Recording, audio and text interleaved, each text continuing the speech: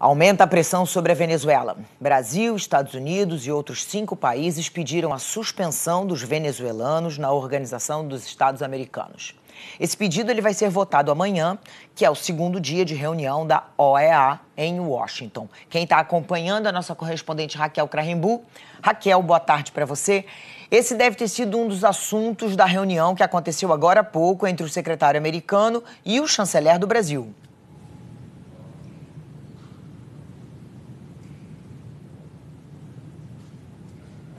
Será que a Raquel me ouve?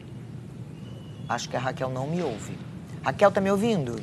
Oi, Leilane. Boa noite para vocês aí no Brasil. Olha só, essa reunião, Venezuela foi o foco principal dessas discussões, foi a prioridade, vem sendo a prioridade do governo americano e justamente eles acham que o Brasil é fundamental para lidar com a crise na Venezuela. Agora, além também da Venezuela, o secretário de Estado, Mike Pompeo, e o ministro das Relações Exteriores, Aloysio Nunes, fizeram um balanço da relação bilateral dos dois países, uma relação que, de acordo com muitas fontes com quem eu tenho conversado no governo americano, Leilane, está em grande parte parada por causa das incertezas e crises no Brasil. E essa reunião também aconteceu em um momento delicado para essa relação, um momento em que o governo brasileiro mostra frustração e decepção com algumas políticas da administração Trump, especialmente em relação à área comercial, depois da imposição de tarifas à importação do aço e do alumínio. Agora, eles também, além de tudo isso, eles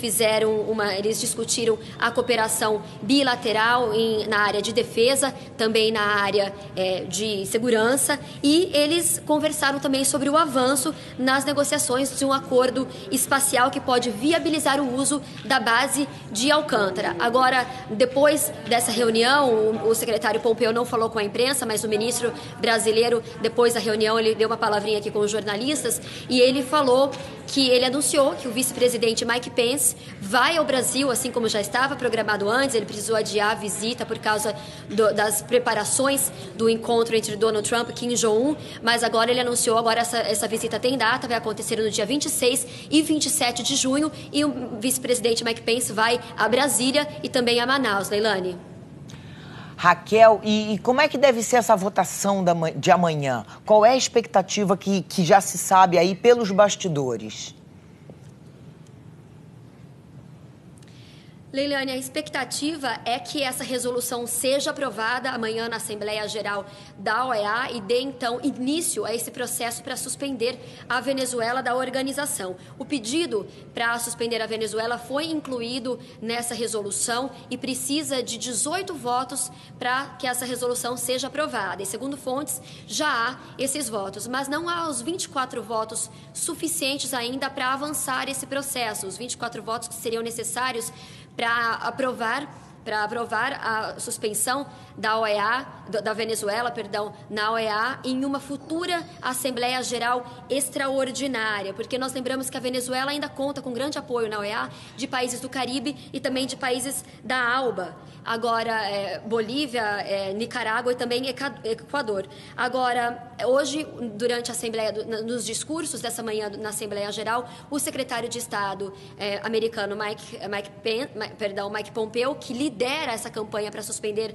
a Venezuela da OEA, ele pediu mais uma vez que os países ali da organização, eles transformem as palavras em ações, que isso vai mandar uma mensagem rigorosa ao regime de Maduro, e ele também pediu mais cooperação dos outros países para impor sanções contra a Venezuela. E o ministro brasileiro, Aloysio Nunes, também defendeu a suspensão da Venezuela, mas ele fez uma ressalva. Ele disse que a crise, a situação na Venezuela vai ser resolvida pelos próprios venezuelanos com a união da oposição. E ele também lembrou que o Brasil ainda tem uma relação diplomática com a Venezuela. Ele falou, inclusive, que ele chegou a propor parcerias na área de saúde e na área de segurança. Vamos ouvir o que os dois falaram.